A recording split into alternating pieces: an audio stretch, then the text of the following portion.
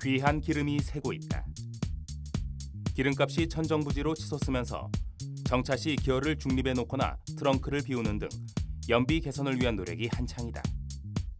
하지만 문제는 주행 중. 알고 있는가? 기계가 헛도는 공회전이 기름 먹는 주범, 환경오염의 주범이란 사실을. 자동차가 10분 동안 공회전을 하면 일반 승용차를 기준으로 1.7km를 주행한 것과 같다고 하는데요. 이때 163cc의 연료가 소비가 되고 공해물질도 약 5배나 더 많이 발생한다고 합니다. 그런데 간단한 장치만으로 연료 낭비와 대기오염을 막을 수 있다고 하거든요. 지금 함께 만나보시죠.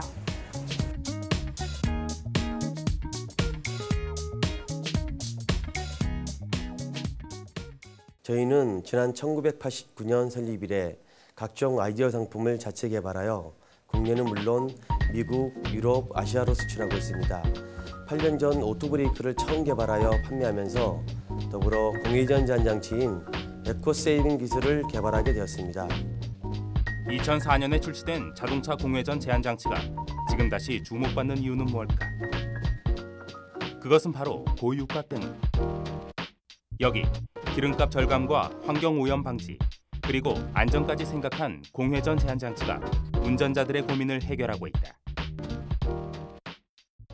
저희 회사의 공회전 제한장치는 주정차나 신호대기 등으로 차량 정차 시 안전하게 오토브레이크가 작동되고 기어를 N 상태를 유지하여 3초 후에 자동으로 엔진을 정지시킵니다.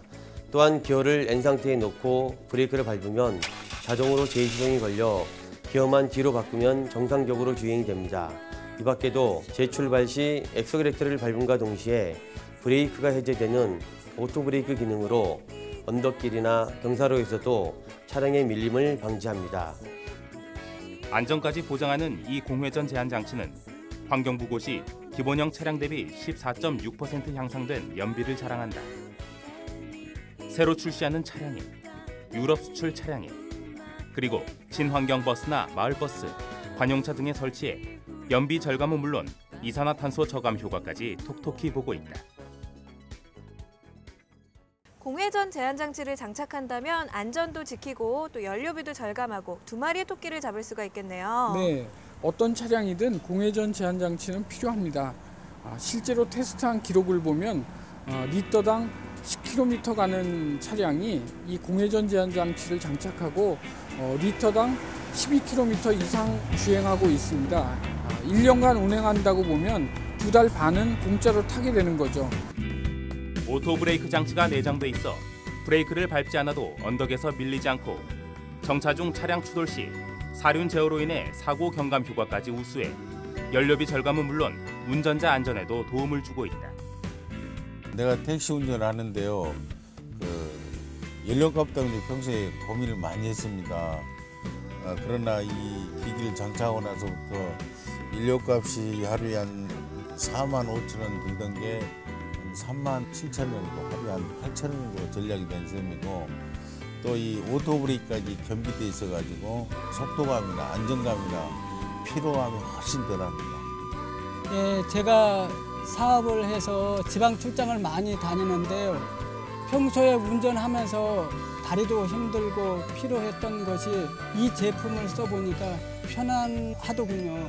그리고 연료비도 한 달에 한 5만 원 정도 절약되는 것 같아요. 일부 지역에서는 환경 보호를 위해 터미널과 주차장, 차고지 등에서 5분 이상 공회전을 하면 과태료를 부과하고 있다. 하지만 무엇보다 운전자들의 자발적인 참여가 기름값 절약의 지름길 아닐까.